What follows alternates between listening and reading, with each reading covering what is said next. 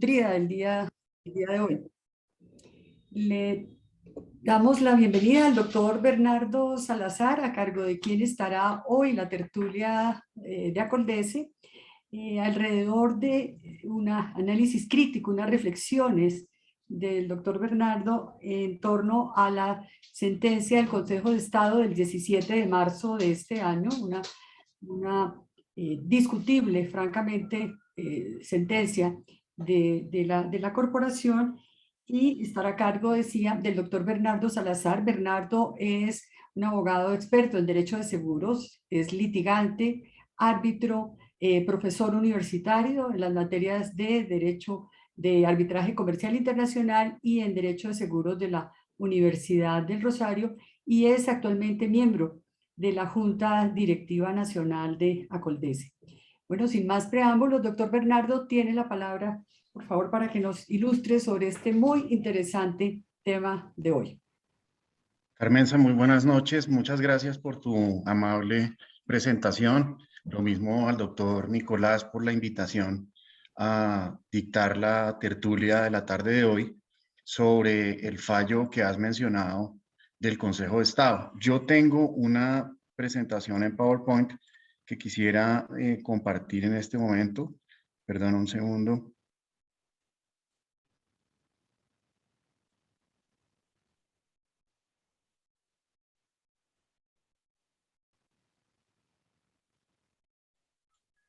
Ahí se ve la presentación, perdón. Sí, señor, ahí la estamos viendo, doctor Bernardo. Claro que sí. Bueno, muchas gracias. Pues efectivamente, como mencionaba la doctora Carmenza, pues la tertulia versa sobre unas reflexiones en torno a la reciente sentencia proferida por el Consejo de Estado el 17 de marzo del presente año en relación con el seguro de cumplimiento de contratos estatales. El siguiente es el orden de la presentación. Yo voy a abordar pues una breve explicación sobre el caso, los argumentos contenidos en la sentencia para adoptar la decisión, y me referiré a algunas reflexiones en torno a ese análisis, particularmente sobre dos aspectos que resultan de importancia: el litisconsorcio en materia de disputas relacionadas con el contrato de seguro en relación con el amparo de cumplimiento de contratos estatales, y la prescripción relacionada con las acciones derivadas de ese contrato, para finalmente hacer unas breves reflexiones a manera de conclusión. Lo primero que quisiera precisar al respecto es por qué resulta relevante este fallo que vamos a explicar. Básicamente porque toca esos dos aspectos que se mencionan en los puntos cuarto y quinto, y son los relativos con el litisconsorcio y con la prescripción. ¿Y por qué es relevante el fallo en relación con esos dos temas? En primer lugar, porque adopta una decisión diferente de la línea jurisprudencial que venía teniendo esta corporación. En segundo lugar, por la forma como analizó el problema jurídico relativo al litisconsorcio y a la prescripción. Veamos entonces, en primer lugar, en qué consistió el caso, simplemente para entender su contexto dentro del cual se adoptó la decisión. Básicamente es un caso que involucró como parte demandante a una entidad pública, una S, Policarpa Salabarrieta, empresa social del Estado en liquidación, y como parte demandada a Compañía Suramericana de Seguros, como afianzado la Universidad del Tolima. Quiero en este punto hacer claridad de que el caso simplemente lo conozco por el fallo. No fui ni asesor ni apoderado de ninguna de las partes, y en esa medida conozco los hechos solamente por lo que de ellos se menciona en la sentencia, con las limitaciones que todos sabemos acerca del conocimiento de un caso, que implica conocerlo solo por lo que se refleja en el texto de la providencia. Pues hecha esa salvedad, lo que, digamos, recapitula como sustento fáctico el fallo es lo siguiente en resumen. Se trató de una controversia relativa a el proceso de contratación bajo la modalidad de invitación a puerta cerrada que adelantó a finales de octubre del año 2007 esta empresa social del Estado para enajenar la unidad hospitalaria Manuel Elkin Patarroyo.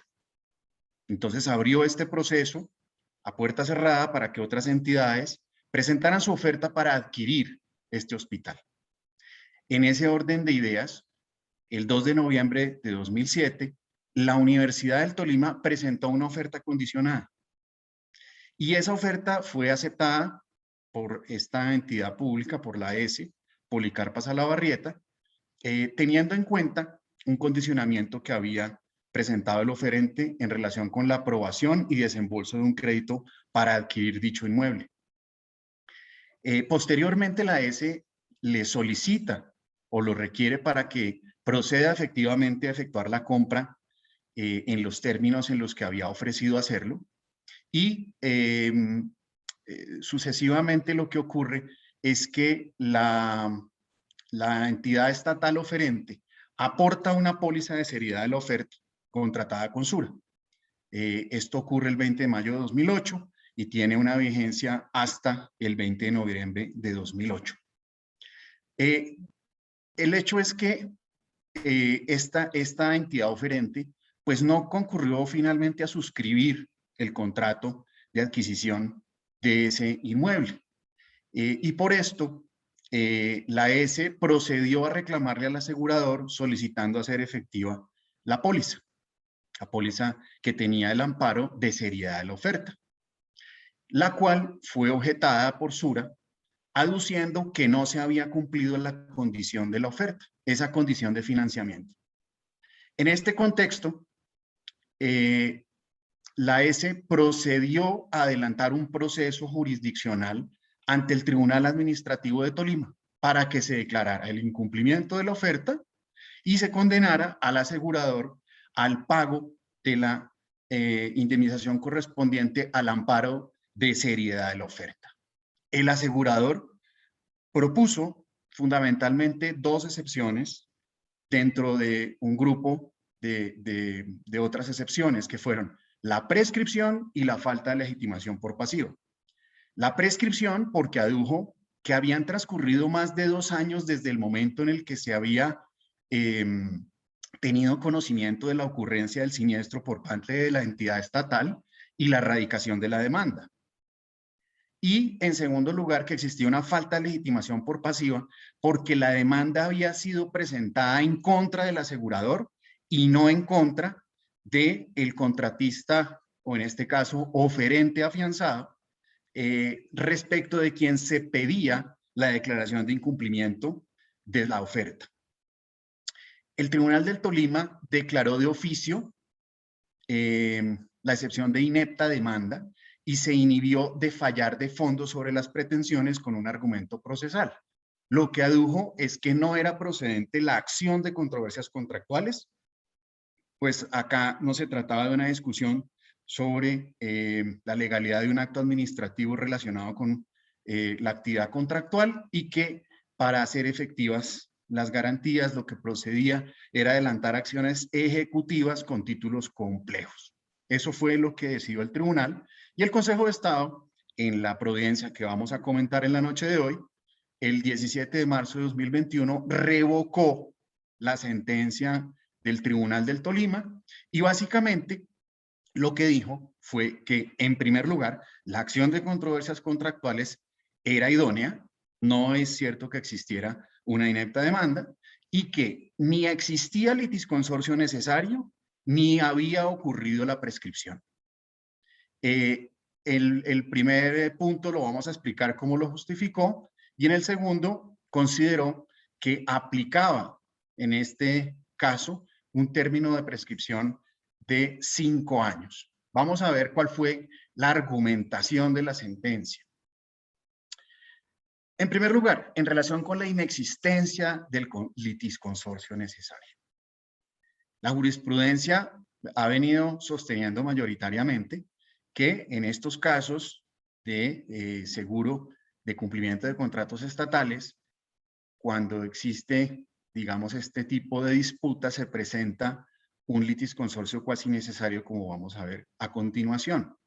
El Consejo de Estado precisó en este fallo que no existía litisconsorcio necesario, que era el argumento que presentaba el asegurador, y sostuvo que no se requería citar al proceso al contratista afianzado, en este caso oferente afianzado, habida consideración de que la entidad estatal era beneficiaria del seguro y bajo lo establecido en el artículo 1133 del Código de Comercio, en el seguro de responsabilidad civil, los damnificados tienen acción directa y en el proceso pueden demostrar la responsabilidad del asegurado, que considerando que había acá dos relaciones jurídicas diferentes, que no había una identidad sustancial entre ellas, una, la relación del contrato de seguro y otra, la de la eventual responsabilidad que pueda tener el contratante, el contratista con el contratante, pues no se configuraba el litisconsorcio necesario. La sentencia precisó que el hecho de poder decidir acerca del incumplimiento del afianzado sin su presencia no comportaba una violación al debido proceso o al derecho de defensa, habida consideración de que el artículo 1096 del Código de Comercio permite, en ejercicio de la subrogación que posteriormente ejerce la compañía de seguros en contra del contratista afianzado, ejercer las excepciones que hubiese podido ejercer frente al damnificado, citando el artículo 1096 del Código de Comercio. La sala consideró que, además, había consideración de que si no estaba en el proceso el contratista, no le era oponible el fallo. Hace un razonamiento diciendo que no existe litisconsorcio necesario porque el asegurado no ha participado en el proceso y además tiene este derecho de plantear en la acción de subrogación las excepciones correspondientes frente a la acción que entable a futuro el asegurador. Pero el argumento parece más una explicación de los efectos de que no haya litisconsorcio, de la razón por la cual no exista litisconsorcio. La razón por la que no existe litisconsorcio, vamos a ver más adelante cómo se puede fundamentar, pero claramente pues no es el de que no participe en el proceso y que después pueda esgrimir excepciones frente a la acción de subrogación. Esos son efectos de que no haya litisconsorcio, no la razón por la que no haya litisconsorcio. Pues bien, en esa misma línea de argumentación, lo que el Consejo de Estado sostuvo es que existía de parte del beneficiario de este tipo de póliza el derecho a reclamar directamente y que ese derecho no le imponía la limitación de tener que involucrar al contratista responsable. El Consejo de Estado hizo todo este análisis partiendo de los artículos relativos al contrato de seguro, pero del contrato de responsabilidad civil, el seguro que ampara la responsabilidad civil. Y en esa medida invocó también para efectos, digamos, como para efectos de justificar que no existía el litisconsorcio, la acción directa prevista por la víctima frente al asegurador.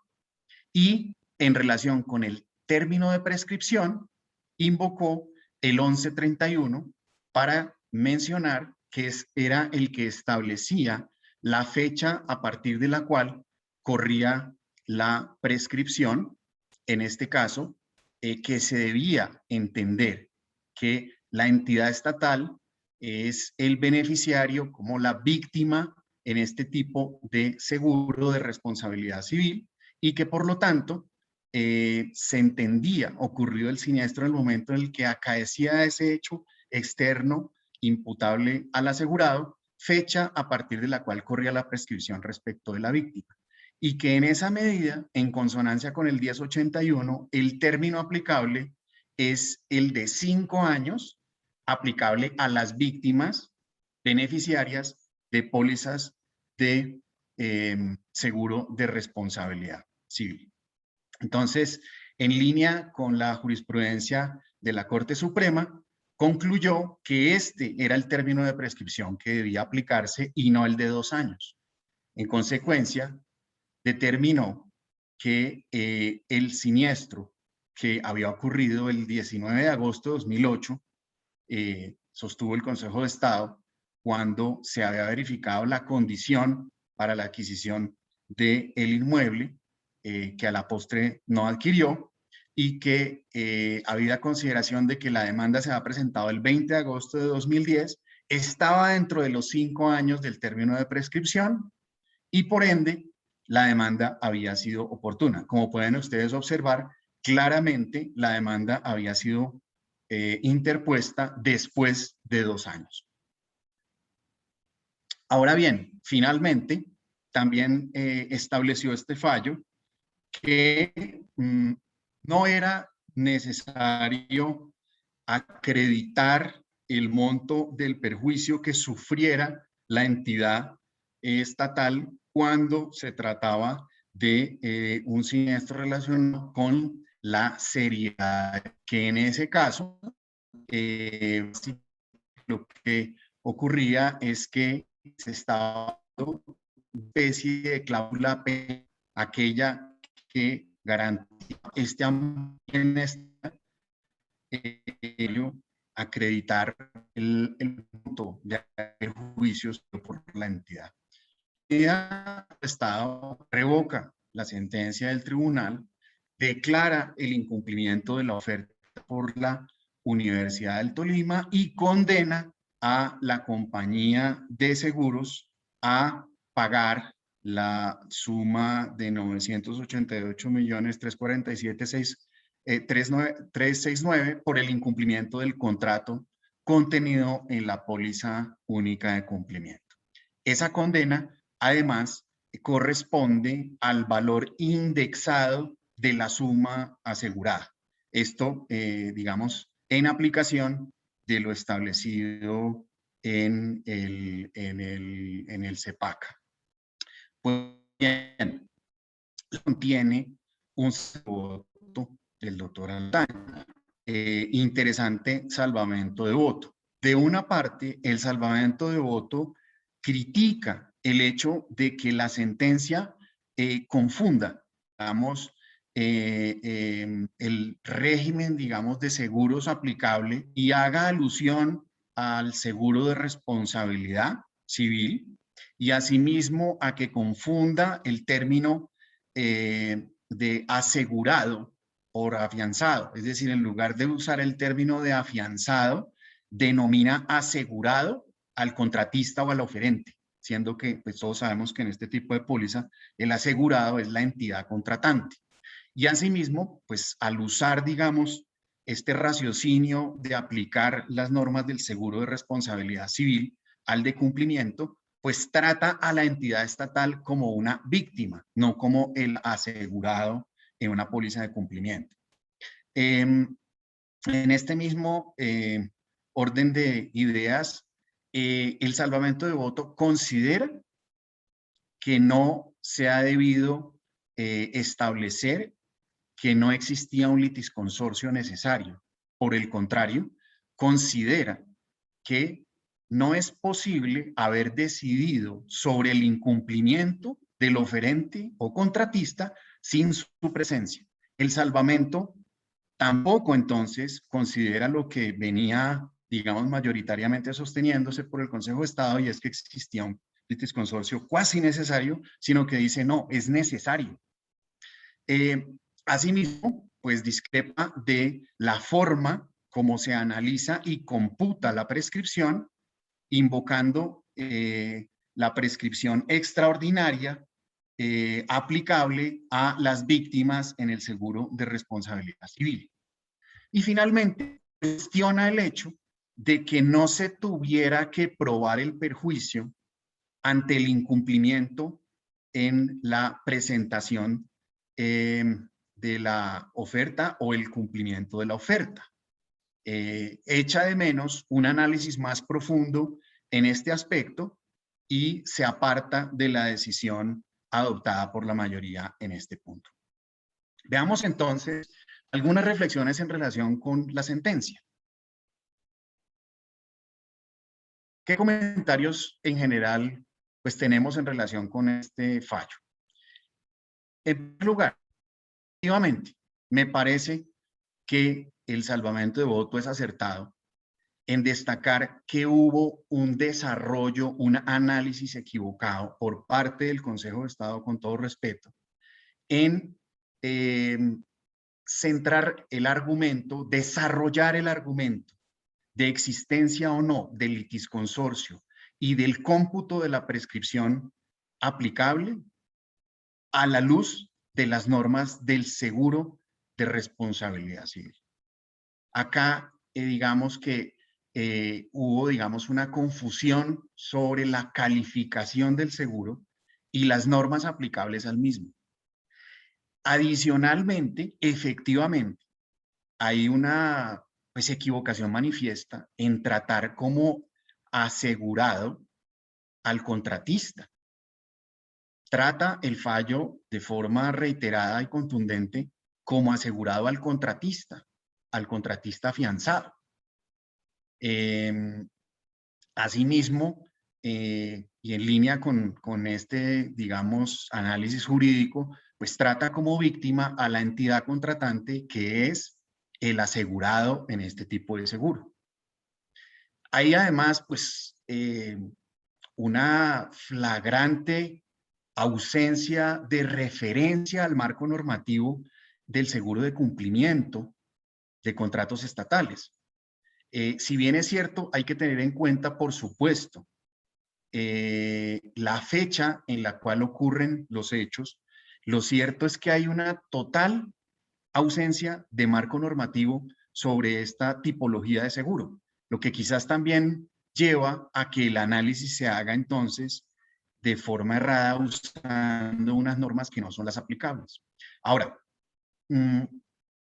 tal y como lo mencioné, pues la decisión relativa al litisconsorcio y a la prescripción están fundamentadas en un análisis de responsabilidad civil y además son diferentes de la línea jurisprudencial que venía teniendo el Consejo de Estado sobre ambos puntos. Finalmente, en relación con este punto de la prueba del perjuicio, de la ausencia de necesidad de probar el perjuicio relativo al incumplimiento de un oferente en el amparo de seriedad de la oferta, tampoco hay, digamos, ningún análisis o sustento de la decisión y llama, digamos, la atención de que no lo haga teniendo en cuenta, pues, que existe una norma que se refiere a ese aspecto y específicamente, pues, está contemplado en el 1082 y en el artículo 136 de lo que es el decreto 1510 de 2013 recogido en el 1082, en el que se hace expresa referencia a que en este caso, pues aplica, digamos, el pago de la suma objeto de esta garantía que se entiende efectivamente, digamos, para estos efectos como una especie de cláusula penal. Si bien, vuelvo, insisto, esa norma pudiera no ser aplicable por efectos de vigencia de la ley en el tiempo, lo cierto es que echa uno de menos que ni siquiera justifique la racionalidad de la decisión tomando como referencia el mismo principio contenido en esa norma. O más aún, como digo, que haga un análisis más profundo y justifique por qué se podría efectivamente hacer efectivo por el valor total ese amparo para una cobertura que estaba emitida antes de la vigencia de esta norma. Pero no hay, digo, ningún tipo de análisis sobre el por qué se adopta la decisión en ese sentido. Digo, en este punto no estoy cuestionando necesariamente la decisión, sino la ausencia de fundamento en la decisión, porque vuelvo, insisto, es acorde en ese punto, al menos con la normatividad vigente. Lo interesante es ver si respecto de una póliza emitida antes de estas normas también se podría aplicar exactamente la misma lógica o no. Queda, digamos, abierta esa discusión y ese punto, sobre todo, vuelvo, insisto, porque es algo que también destacó el salvamento de voto. Pero bueno, yendo un poco a este tema de la ausencia de fundamento normativo, de que en la calificación del seguro objeto de la controversia no se haga, digamos, referencia efectivamente al marco normativo del seguro de cumplimiento, pues simplemente quería llamar la atención de que ha habido una gran evolución normativa sobre el punto. Desafortunadamente, como ya muchas voces lo han mencionado en diferentes escenarios en la doctrina, pues lamentablemente es un seguro que no tiene una regulación integral, completa, clara, que ha sido desarrollado de forma, digamos, parcial a través, digamos, de diferentes normas desde 1938 y acá he hecho alguna recopilación de algunas de esas normas y de cómo han evolucionado las mismas.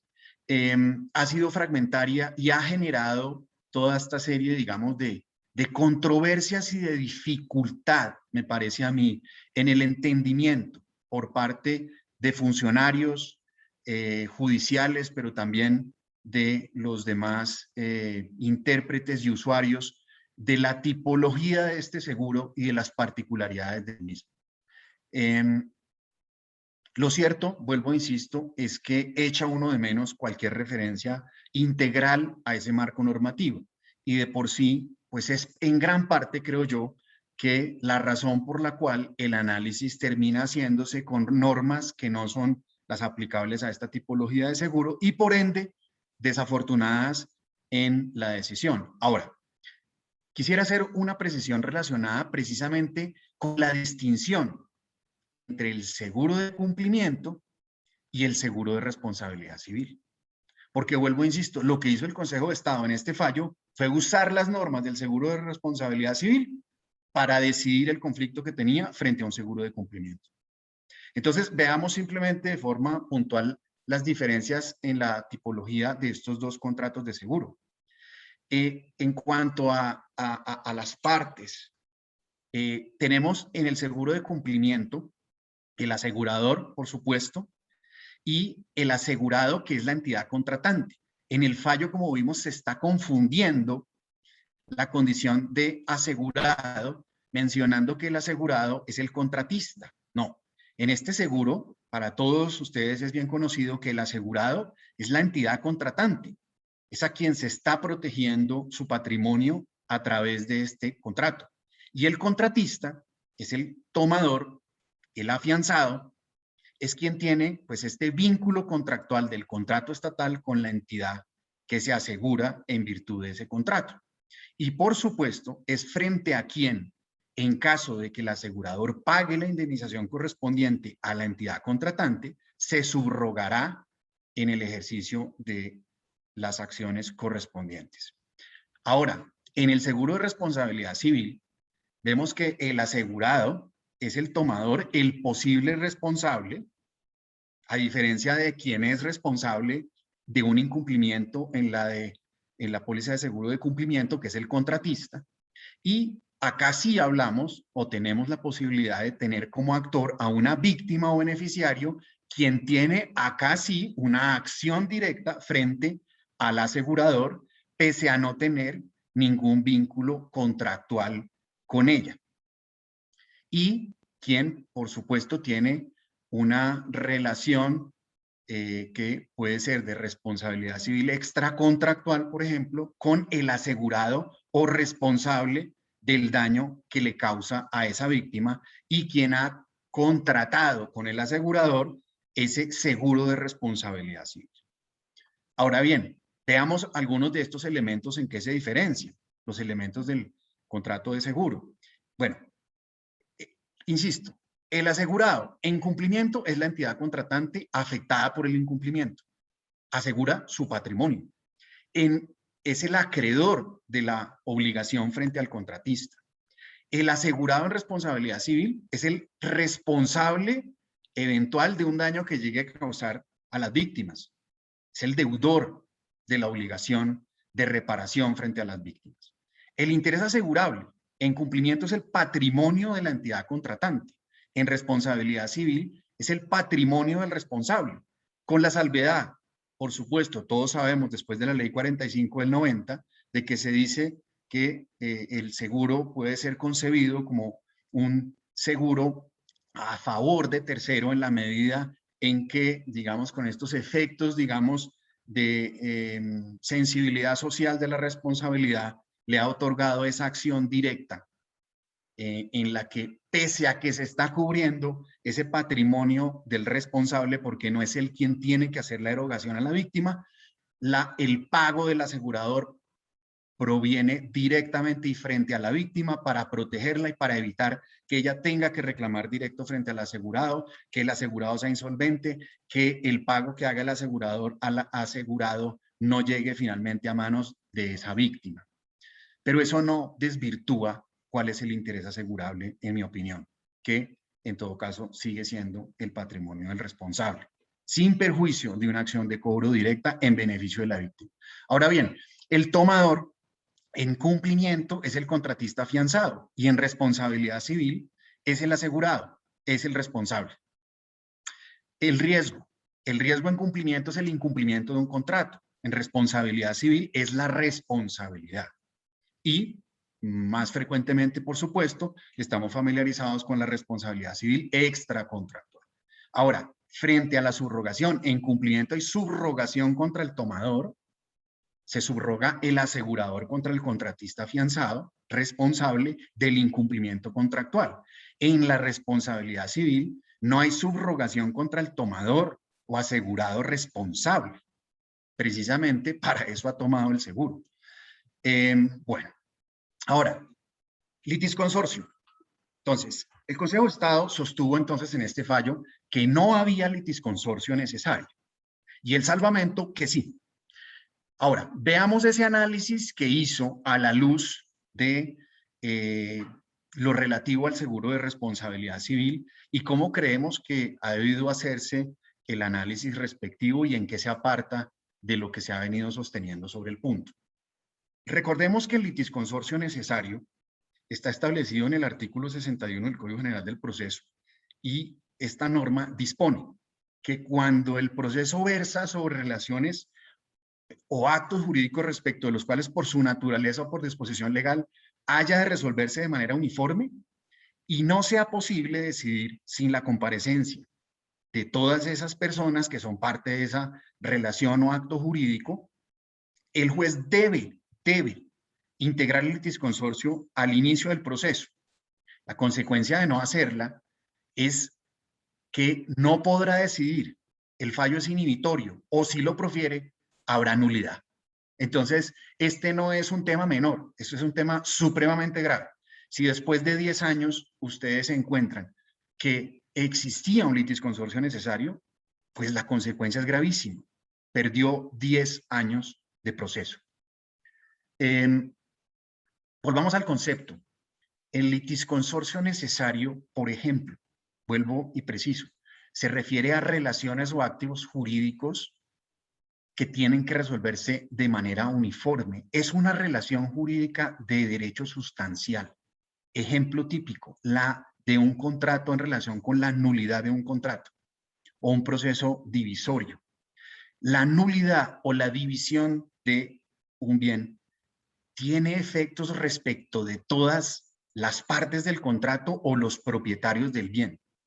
Por el principio lógico de no contradicción, una cosa no puede ser y no ser al mismo tiempo.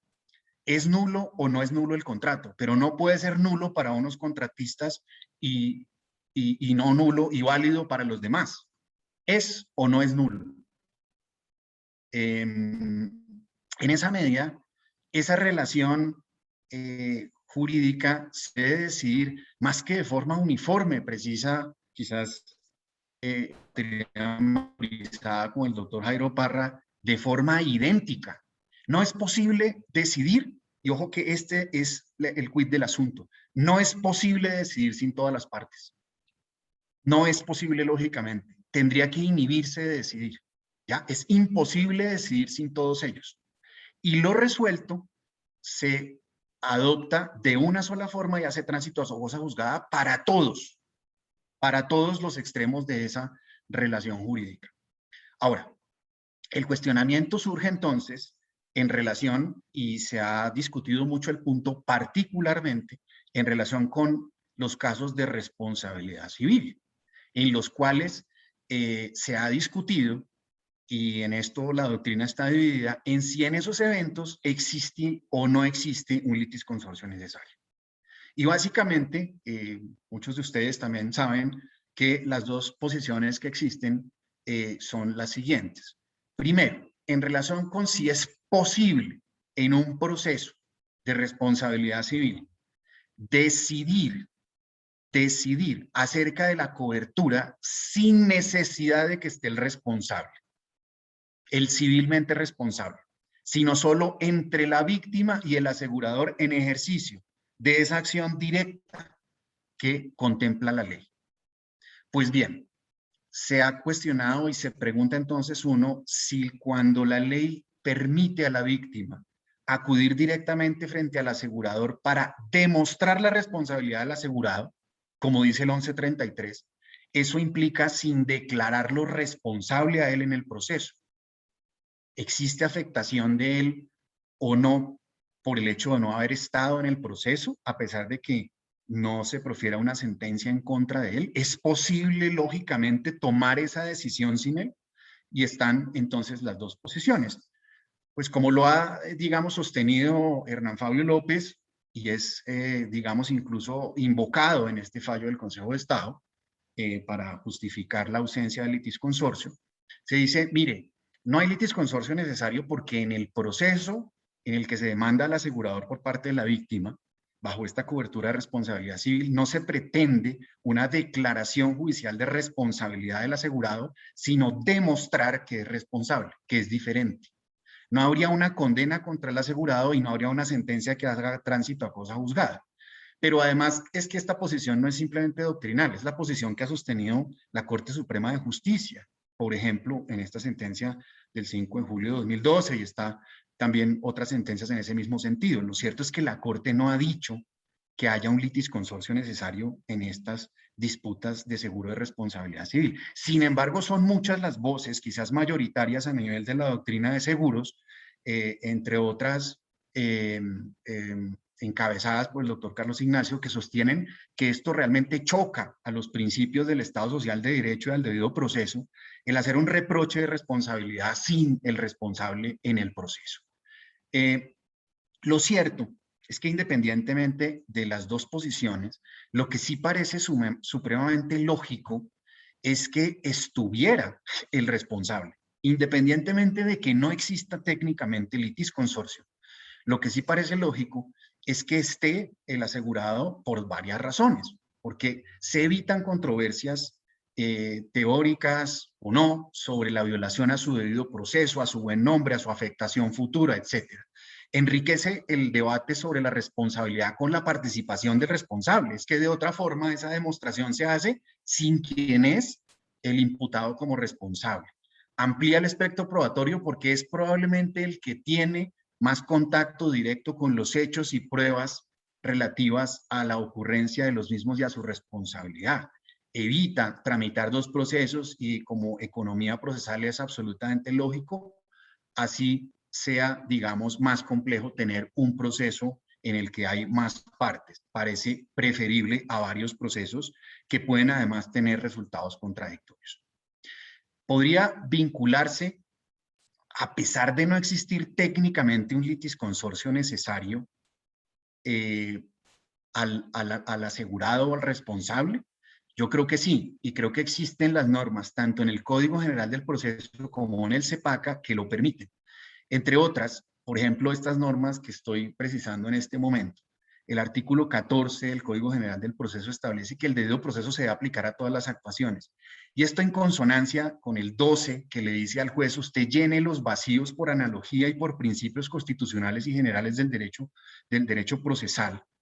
El 42.5 que le dice, oiga, evite los vicios de procedimiento. Y el 72 que en casos de fraude o colusión le dice, usted vincule al que considere que puede ser afectado con el proceso.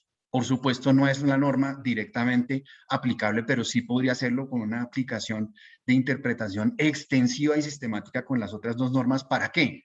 Para citarlo desde el inicio del proceso. Insisto, no necesariamente invocando la norma del litisconsorcio, que técnicamente creo que no aplica efectivamente porque hay dos relaciones jurídicas diferentes que no tienen que ser resueltas de la forma idéntica, y esto es la relativa al contrato de seguro, la responsabilidad del asegurador frente a la víctima bajo el contrato de seguro y la responsabilidad civil del asegurado frente a la víctima, permiten, insisto, estas normas vincularlo en todo caso y desde el comienzo del proceso. Ahora, el CEPACA también, el CEPACA establece que en el auto admisorio el juez debe citar a quien tenga un interés directo en el resultado del proceso. Y sin duda, el responsable, el contratista, tiene un interés directo en las resultas de un proceso en el que se está controvirtiendo un incumplimiento que atañe a su conducta. Lo mismo en los casos, digamos, en los que se discutiera su responsabilidad. Ahora bien, hecha, digamos, esta precisión, hay que tener en cuenta también algo que, insisto, echa uno un poco de menos, así sea por mera referencia que hubiera tenido en consideración el Consejo de Estado. Yo creo que no hay que, y me parece, digamos, mucho mejor que los fallos hoy en día sean cortos y no unas Biblias de derecho explicando toda la historia del derecho, pero creo que ni tanto que queme el santo, ni tanto que no lo alumbre. Ya no hacer, digamos, el mínimo contexto normativo sobre la decisión que se está aplicando, pues puede generar, digamos, precisamente problemas de análisis. Entre otras, digamos que puede quedar un lector bastante perdido al leer esa sentencia sobre el régimen de litisconsorcio y prescripción en seguros de cumplimiento, si lo lee de forma aislada. Porque, por supuesto, deberemos tener en cuenta, y quiero llamar simplemente la atención en este contexto, cuál es el régimen normativo actual. Porque es que actualmente aplica el decreto 1082 del 2015, que regula la forma como, pues, digamos, no solamente se deben otorgar estos amparos recogidos dentro de las garantías por el seguro de cumplimiento y de seriedad de la oferta, y lo relativo a cómo se deben hacer efectivos, lo mismo en consonancia con las otras normas que les mencioné en el marco normativo, por supuesto la 1150 y la 1474 relativas a la efectividad de, digamos, las garantías, a la forma como se hacen efectivas estas garantías, al procedimiento que se debe seguir para las mismas. Pero básicamente, para tener en cuenta, la norma vigente establece que la entidad debe hacer efectivas las garantías de la forma prevista en la norma que les menciono, y distingue cuando se trata de la declaración de caducidad, el acto administrativo por medio de la cual se declara constituye siniestro, situación igual que ocurre con la imposición de las multas, a diferencia de la declaración de incumplimiento, que se entiende como la reclamación de la compañía de seguros. Ahora bien, ¿por qué hago alusión a esto? Porque bajo el régimen actual, entonces vamos a tener actos administrativos que hacen parte de la forma como se va a hacer efectiva la garantía, y en este caso específico, la contenida en un contrato de seguros. Y esto tiene incidencias tanto en el tema del litisconsorcio como en el tema de la prescripción. Veamos por qué. Pues de un lado, Y creo que esto es importante tenerlo en cuenta, vuelvo y digo, para tener en cuenta cómo venía siendo la línea jurisprudencial y cómo puede ser un poco confuso el fallo que se ha adoptado y que estamos comentando en la noche de hoy. Pues es que en este contexto en el cual la entidad debe expedir estos actos administrativos para hacer efectivas las garantías, pues miren lo que está ocurriendo. Precisamente vamos a tener un acto jurídico que tiene diferentes decisiones, pero es un solo acto. Entonces, en el que se declara la caducidad se le declara al contratista, no a la compañía de seguros, pero tiene efectos respecto del contrato de seguros porque se ordena el pago a cargo del contratista y del garante. ¿De qué? ¿De la cláusula penal o de los perjuicios cuantificados, según sea el caso?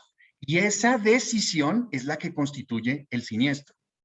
En el caso de las multas, igualmente se le impone la multa al contratista, al asegurador no es al que multan. Recordemos que el asegurador no es un deudor solidario.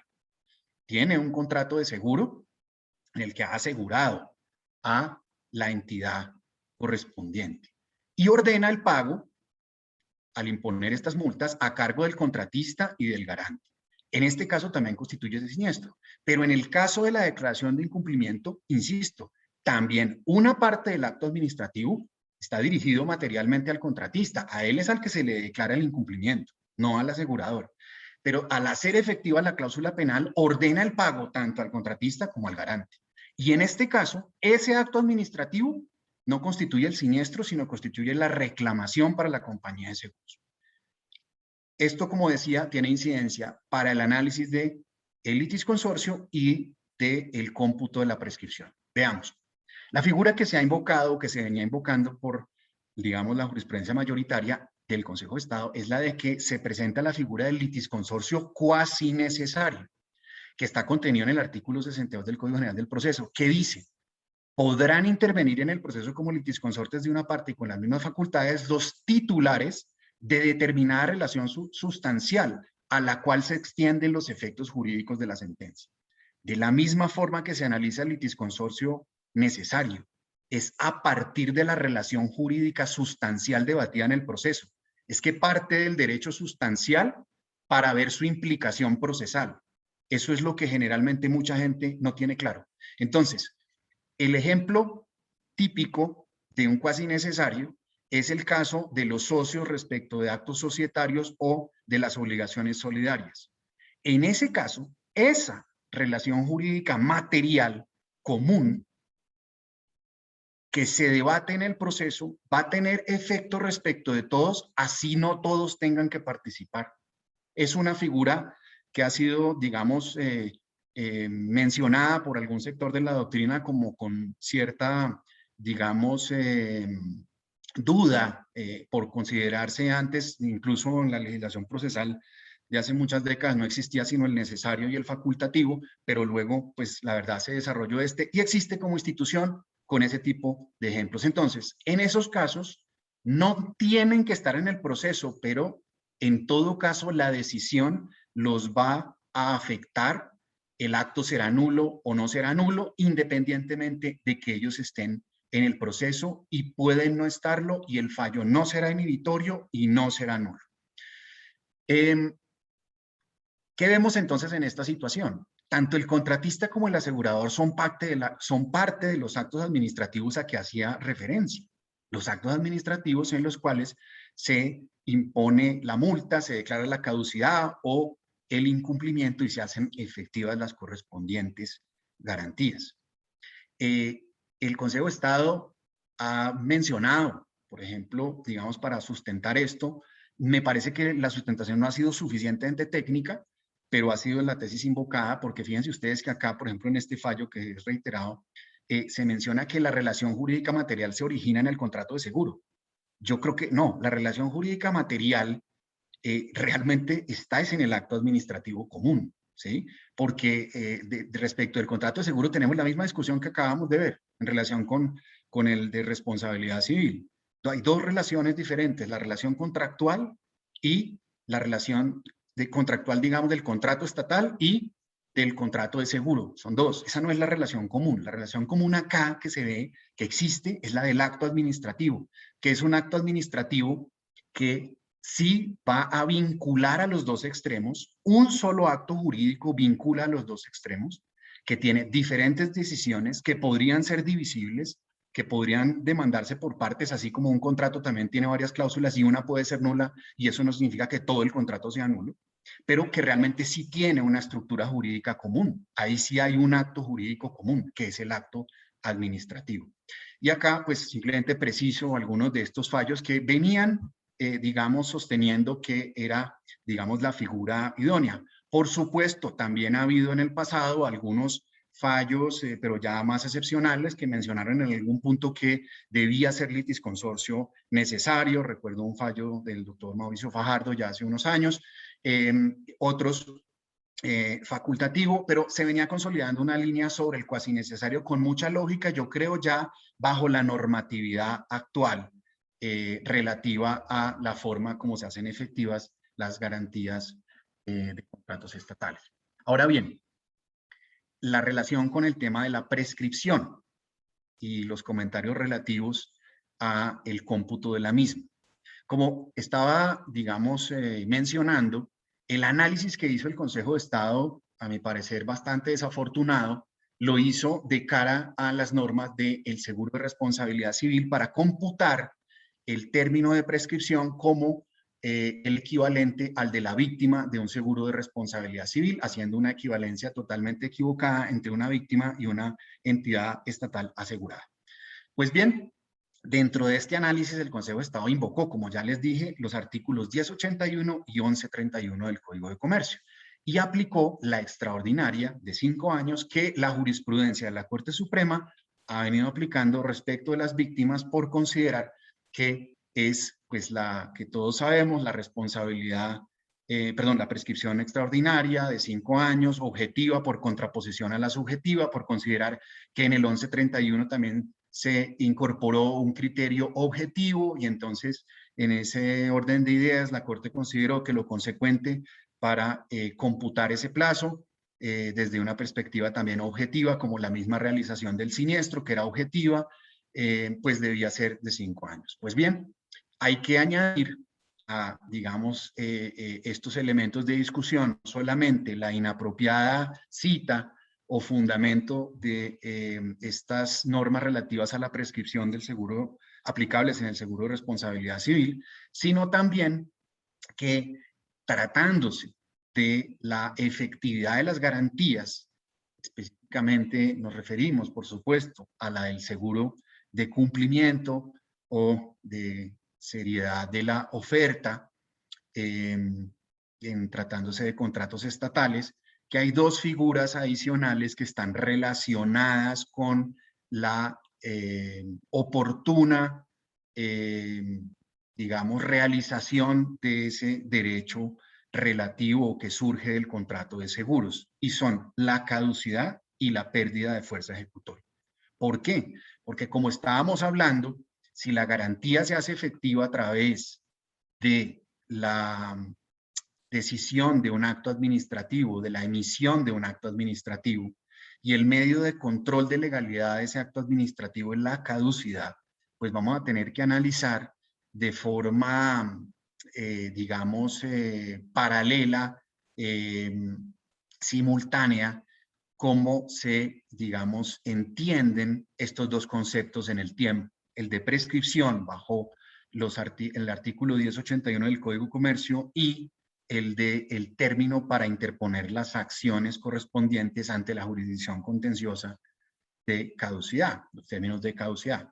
Asimismo, también tenemos que tener presente que existe un término que tiene la entidad estatal para hacer efectivas sus decisiones contenidas en los actos administrativos, y es un término de 5 años establecido en el artículo 91 del CEPACA, después del cual el acto administrativo pierde su fuerza ejecutoria. Asimismo, también el CEPACA establece el término de 5 años para la acción ejecutiva.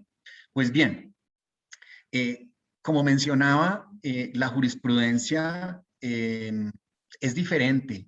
La jurisprudencia que venía profiriendo el Consejo de Estado en relación con la oportunidad con la cual la entidad estatal debe hacer efectivo su derecho contemplado en el contrato de seguro de cumplimiento y la que se adoptó en la decisión que estamos comentando esta noche. La línea jurisprudencial más reciente y que se venía, digamos, sosteniendo por parte del Consejo de Estado, porque he de mencionar, por supuesto, que sobre este tema ha habido infinidad de decisiones diferentes en los últimos 30 años y ha habido una gran evolución sobre la materia y una gran confusión también en relación con la misma, pero la línea más reciente venía sosteniendo que efectivamente, y en relación con este aspecto, se debía aplicar el término de 2 años de prescripción ordinaria contemplada en el 1081 del Código de Comercio, contado como a partir del momento en el que el interesado, esto es la entidad estatal, se llama beneficiaria del contrato de seguro, en el caso de garantías de cumplimiento otorgadas en la contratación estatal, haya tenido o debido tener conocimiento del hecho que da base a la acción. Entonces, establecía, pues mire, usted tiene que proferir el acto administrativo dentro de los 2 años siguientes a esa situación de incumplimiento. Usted tan pronto conoce de ese incumplimiento, tiene que hacer efectiva, digamos, la garantía a través, digamos, en este caso, de ese acto administrativo en el que equivale a la reclamación dentro de los 2 años siguientes. Si no, opera la prescripción. Y eso es lo que venía sosteniendo, digamos, en estos fallos que les tengo, digamos, acá pues reseñados, muchos de ellos. Y de forma, digamos, muy puntual, creo yo, ha habido par de decisiones aisladas en las cuales se ha invocado este término de 5 años. Aquí el consejero Pasos, quien hizo, digamos, sala en esta decisión mayoritaria, también ya tenía un auto el 1 de agosto de 2016 en ese mismo sentido y profirió una decisión posterior a la que yo comento esta noche en ese mismo sentido. Entonces acá tampoco es que esto sea un tema como que uno deba pasar totalmente por alto.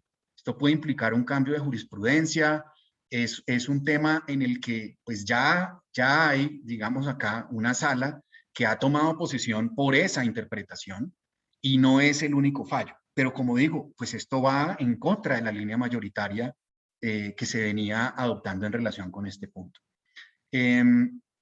Ahora, digamos para cerrar un poco y precisar en relación con este tema. Vemos que esta prescripción, como forma de extinguir ese derecho o acción por la inactividad del interesado, pues ha sido reconocida por la jurisprudencia del Consejo de Estado que efectivamente aplica el artículo 1081 del Código de Comercio. Acá tenemos es una, digamos, discusión en relación con, en cuanto a la aplicación de ese artículo, si aplica la ordinaria, la extraordinaria y desde cuándo se cuenta. Pero bueno, ¿cuál debería ser entonces un poco el entendimiento lógico de acuerdo a cómo venía decidiendo el Consejo de Estado en este punto? Pues mire, tendríamos que tener en cuenta lo primero, en relación con esta declaración de incumplimiento, y me refiero efectivamente a una declaración de incumplimiento del contrato, no a los casos de caducidad y de multas, pues lo que se venía sosteniendo entonces es que la entidad cuenta con 2 años a partir de ese momento en que como interesado ha tenido conocimiento o ha debido tener conocimiento de ese incumplimiento. Y debe proferir ese acto administrativo dentro de los 2 años siguientes. ¿Cuándo debe haber ocurrido el incumplimiento? Pues en vigencia del contrato, que a su vez es en vigencia de la póliza. Pero el acto administrativo lo puede proferir después de, digamos, vencido el plazo del contrato y de la vigencia de la póliza, pero ocurrido el hecho dentro de la vigencia de la misma y hasta 2 años.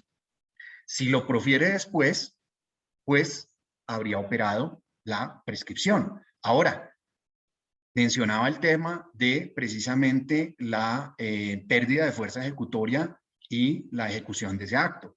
Pues ese acto, respecto del cual tiene la potestad de ejecución coactiva, pues debe ejecutarlo y tiene un término máximo de 5 años para hacerlo, ¿correcto? Ha interrumpido prescripción y pues lo que sigue es la ejecución, porque tiene la potestad de ejecución. Ahora, si la situación es la de la expedición de un acto administrativo que contenga una caducidad o una multa, en este caso, ese es el siniestro. Entonces, ahí el acto administrativo no interrumpe la prescripción porque no puede empezar a correr antes de que haya ocurrido el siniestro. Los 2 años cuentan a partir de la expedición de la correspondiente decisión de declaración de caducidad o de multa. Pero entonces, ¿cómo computamos el plazo de la prescripción? Si a partir de ahí también corre el plazo de los 5 años.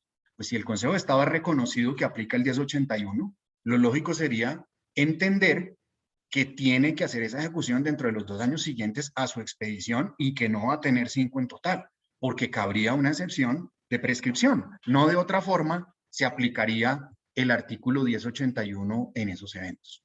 Ahora, como la prescripción opera para ambas partes, también hay que analizar la prescripción y la caducidad desde la perspectiva no solamente de la entidad que va a hacer efectivo su derecho bajo el contrato de seguro, sino también de quien va a cuestionar esa obligación. Esto es el contratista y el asegurador, los extremos pasivos del acto administrativo.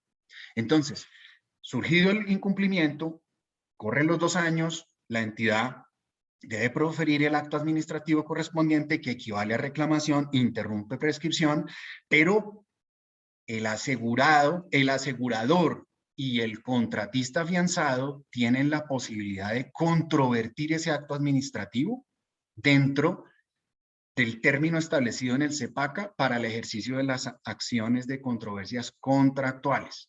Entonces, ahí va a contar una caducidad para poder controvertir la legalidad de ese acto. Ahora, también se presenta la situación en la que se profiere el acto administrativo que constituye siniestro. En ese evento también va a existir un término de caducidad y un término de prescripción que va a ser aplicable. Acá el tema que también es relevante tener en cuenta es que esos términos puede que no corran de forma idéntica. ¿Por qué? Porque proferido el acto administrativo, el término de caducidad se cuenta bajo el CEPACA con las reglas establecidas en el CEPACA que ustedes conocen dependiendo del tipo de contrato, si hay que liquidar, si no hay que liquidar, si se liquidó, si no se liquidó, el plazo máximo para hacer la liquidación y a partir de ahí los 2 años. Mientras que los otros 2 años del Código de Comercio aplican pues desde que ocurre el siniestro. Entonces, si el término es más corto, el del Código de Comercio, creo yo que existe pues un riesgo y una posibilidad lógica de interpretar que opere esa prescripción antes de que venza el término de caducidad y que sea válido argumentar que ha operado dicha prescripción. Entonces, en conclusión y para ya cerrar, básicamente creo que este fallo, una vez más, llama la atención acerca de que la ausencia de regulación integral del contrato de seguro de cumplimiento que ampara contratos estatales sigue generando confusión. Sigue generando confusión porque como no hay una regulación integral, completa, coherente, pues los diferentes intérpretes y actores pues no necesariamente han sido coherentes en el manejo de este tipo de contrato. Y las decisiones, por consiguiente, tampoco. Subsiste confusión conceptual, al asimilar a las entidades estatales como víctimas y no como asegurados. Subsiste el debate del litisconsorcio necesario con el riesgo que ello implica.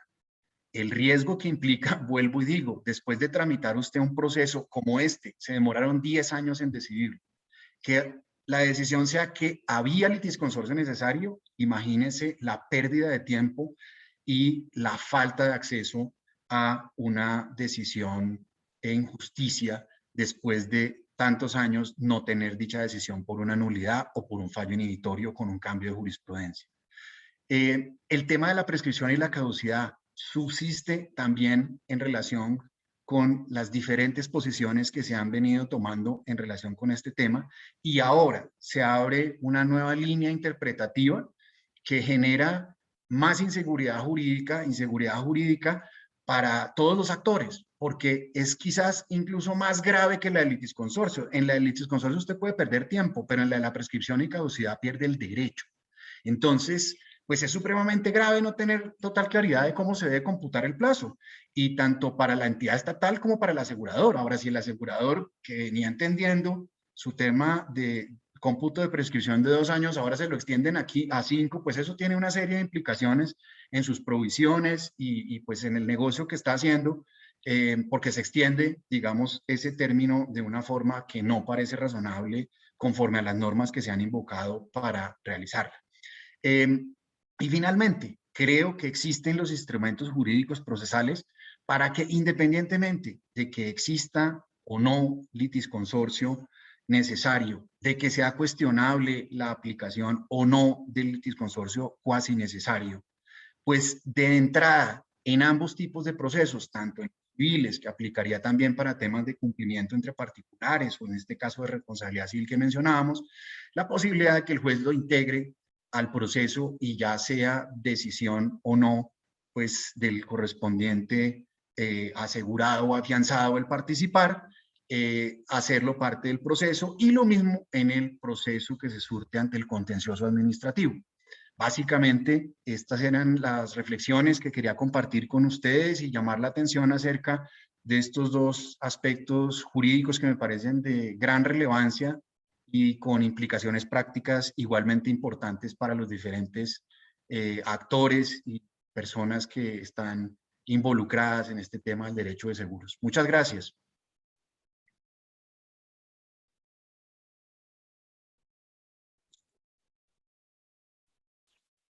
Doctor Bernardo, mil gracias por su excelentísima presentación.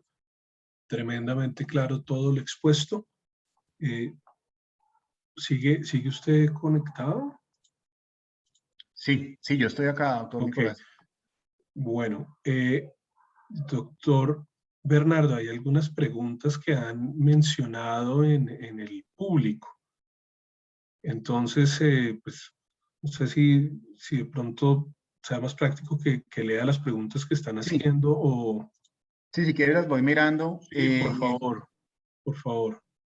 Sí, yo voy aquí tal vez vi primero un comentario del doctor Arturo, tal vez, Sí, que la considera igualmente ilegal y pregunta que si se han presentado acciones contra la sentencia y si ha habido una manifestación posterior del Consejo de Estado. No sé, porque como decía, pues yo realmente no participé en el proceso como parte y no tengo ningún conocimiento adicional en relación con la misma. No sé si hubo algún otro tipo, digamos, de acción relativa a la misma, como una tutela, alguna cosa así, no. Y sí me deja un poquito inquieto en relación con el segundo punto, de si ha habido alguna manifestación posterior del Consejo de Estado por el fallo del consejero Pasos, que también fue parte de esta sala, que posteriormente a esta sentencia también invocó el término de prescripción de 5 años. Eso me dejó más preocupado. O sea, en abril volvió y salió otra sentencia en el mismo sentido. Entonces sí me inquieta un poco que eso haga, digamos, camino. O sea, yo esperaría que de pronto se recoja esa teoría, que de pronto alguien tenga en cuenta estas apreciaciones y entienda que realmente no es el régimen jurídico aplicable a ese contrato y que es desafortunado totalmente aplicar la prescripción extraordinaria del seguro de responsabilidad civil que corresponde a la víctima al caso de una reclamación de una entidad estatal que no es víctima, es asegurada, pero que además pues no es, digamos, el término correcto para computar esa prescripción por ningún motivo. Entonces, pues sí, me preocupa un poquito también, digamos, esa segunda decisión, aunque digamos, son decisiones aisladas. Acá dice el doctor Luis Alfredo, sería viable que se acuda al llamamiento en garantía al contratista incumplido, ya que él deberá reembolsar la condena que se imponga al asegurador, ya sea por subrogación. Sí, Yo creo que sí, claro, esa es una posibilidad. Efectivamente, supongamos, doctor Luis Alfredo, que ningún juez aplica ninguna de las normas que yo dije y pues no lo tiene ni presente y no integra el litisconsorcio o invita, digamos, al contratista, ¿sí? En este caso, al proceso, y vuelvo y digo, el CEPACA lo permite. Claro, el llamamiento en garantía es una figura que permite traer al proceso a aquella persona que lo tiene que indemnizar o reembolsar, dice el artículo, o reembolsar. Luego yo creo que sí aplica la figura del llamamiento en garantía. Este señor me va a tener que reembolsar si yo pago. Lo llamo en garantía y que se decida sobre esa acción de subrogación en el mismo proceso. Eso es viable, de acuerdo. Yo creo que procesalmente sí aplicaría la figura. Sí, acá también el doctor Juan Miguel me pregunta si, gracias por su comentario, y dice que si ofrece alguna dificultad adicional para la afectación del amparo de cumplimiento del acto administrativo que constituye el reclamo, que se profiera fuera del marco, se profiera por fuera del marco de la audiencia del 86, sí. ¿Alguna dificultad para la...? Sí, claro que sí. Sí, de acuerdo, porque lo que establece el régimen, digamos, legal aplicable, que es la 1474, su artículo 86, precisamente lo que dice es que se debe, digamos, adoptar esa decisión siguiendo el procedimiento establecido en la ley, precisamente para garantizar debido proceso a ambos, al contratista y a la compañía de seguros. Entonces, efectivamente, así está contemplado y por ello, pues debe seguirse. Y si no se hace, por supuesto que hay un problema y hay un vicio del acto administrativo que puede, pues, generar, por supuesto, un vicio de nulidad de expedición irregular y, por ende, pues, digamos, afectar la efectividad de esa garantía, sin duda, sin duda, sin duda. Exacto. Entonces, sí, yo creo que eso, doctor Nicolás, veo que estas son como las inquietudes puntuales que han surgido. Em, entonces, no veo alguna adicional. Por ahí había otra pregunta del doctor A ver. Ernesto Vázquez, que si no es aplicable el término de caducidad de los medios de control de nulidad y nulidad de restablecimiento de derecho para los actos administrativos expedidos dentro del contrato estatal. Sí, sí, claro que sí. El término de caducidad, por supuesto, es aplicable en los actos, digamos, administrativos proferidos por la entidad, digamos, dentro del marco de un contrato, son objeto de la acción de controversias contractuales y del término de prescripción aplicable a la misma. Pues ya no tenemos esto de los actos separables, etcétera, que hace unas décadas aplicaba el término, el medio de control, y en eso pues la jurisprudencia ha sido, digamos, consolidada, digamos, en ese sentido. Efectivamente el medio de control es la acción de controversias contractuales, y dentro de ese escenario es posible controvertir la legalidad de los actos administrativos contractuales. Entonces, efectivamente, eso es así, y dentro de ese contexto y dentro de ese término de caducidad. Y ahí es donde empieza a ver un poco ese tema de la sintonía que yo mencionaba, de que por un lado tenemos un término de caducidad y por el otro lado tenemos un término de prescripción del 1081.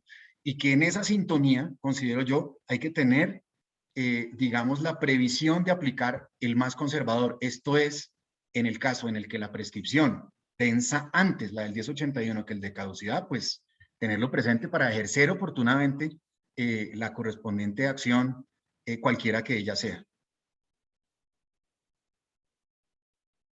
Sí. Doctor Bernardo, pues mil gracias. No, con mucho gusto. Ojalá alguien del Muy, Consejo de muy Estado gentil, estuviera. excelente presentación. Yo No, señor. comparto plenamente sus comentarios. No Muchas solo se gracias, doctor Nicolás. aplica en el seguro de cumplimiento una norma que corresponde únicamente al seguro de responsabilidad civil, sino que adicionalmente se hace esa aplicación conforme a una interpretación de una sentencia también de la Sala Civil de la Corte Suprema de Justicia del año 2007, porque si uno va en estricto sentido, pues la conclusión de los 5 años de prescripción es por la interpretación de la Corte en ese momento. Sí. Bajo ninguna circunstancia uno puede decir que el artículo 1081 obligue a que sea el término de prescripción extraordinaria. Y es increíble cómo puede uno hacer esa transposición y llevar que donde dice el acaecimiento del hecho externo imputable al asegurado, el Consejo de Estado lea que es lo mismo el hecho imputable al afianzado, que no tiene absolutamente nada que ver con el asegurado y que de hecho ni siquiera tiene que ser un evento externo. O sea, estamos hablando de un incumplimiento contractual, de modo que pues queda uno pues absolutamente anonadado con ese punto y realmente si desde el punto de vista de la practicidad y la lógica de las decisiones no tiene ningún sentido que no se pueda integrar este litisconsorcio cuasi necesario y que se permita pues que después, por ejemplo, en ejercicio de un derecho de subrogación, otro juez determine que el afianzado no incumplió el contrato y entonces la compañía de seguros no puede subrogarse nada. Eso sería pues un contrasentido enorme y además de una laceración de la economía procesal, que es lo que debe guiar las decisiones judiciales. O sea, 100% de acuerdo, doctor Bernardo, con sus comentarios y mil gracias por la exposición, doctora Carmenza. Magnífica exposición, doctor Bernardo, muchísimas gracias. Ciertamente, y por supuesto hay que decirlo con respeto, pero con claridad, causa perplejidad este fallo del Consejo de Estado. Muy desafortunado, partió por supuesto, de una premisa equivocada, confundiendo el seguro de cumplimiento con el de responsabilidad civil, confusión a la que yo creo que ha contribuido también la noción que se tiene en el Consejo de Estado y que se ha tenido a lo largo de toda su jurisprudencia, que el asegurado, que la entidad asegurada es beneficiaria del seguro de cumplimiento. La entidad estatal no es beneficiaria, es la destinataria de la indemnización, por supuesto, pero no es beneficiaria. Y yo creo que a eso contribuyó la confusión porque encontró seguramente la sala que se hablaba de beneficiario en el 1131 y entonces, pues claro, asimiló los dos conceptos. La víctima del seguro de responsabilidad civil, a pesar de que es un seguro de daños, es beneficiaria porque la ley la tiene por tal. Pero en seguro de daños en general no se puede hablar de beneficiario y para el Consejo de Estado siempre ha tenido esa acepción errada, equivocada, pues que como digo, contribuye aún más a la confusión en que se ha incurrido. Muchas gracias, Bernardo. Totalmente. Hay que hacerle ruido, francamente, a esta sentencia para evitar que haga carrera porque sería muy desafortunado. Es un fallo injurídico, lamentablemente.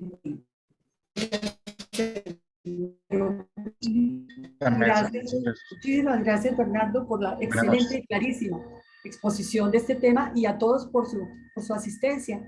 Próximamente entonces estaremos anunciando la tertulia que sigue y el tema y la fecha. A todos muy buenas noches y gracias, Nicolás. Gracias, buenas noches. Bernardo. Muchas gracias a todos, gracias. Así es, mil gracias a todos. Qué gusto que nos hubieran, a todos, qué gusto que nos hubieran acompañado en la noche de hoy. Nuevamente, doctor Bernardo, mil gracias por su generosidad. El chat está lleno de comentarios de felicitaciones y agradecimientos. O sea, de verdad, mil gracias. Muchas gracias a ustedes. Feliz noche, muchas gracias a todos. Qué bueno que nos hayan acompañado hoy. Gracias, Nicolás, gracias. Excelente.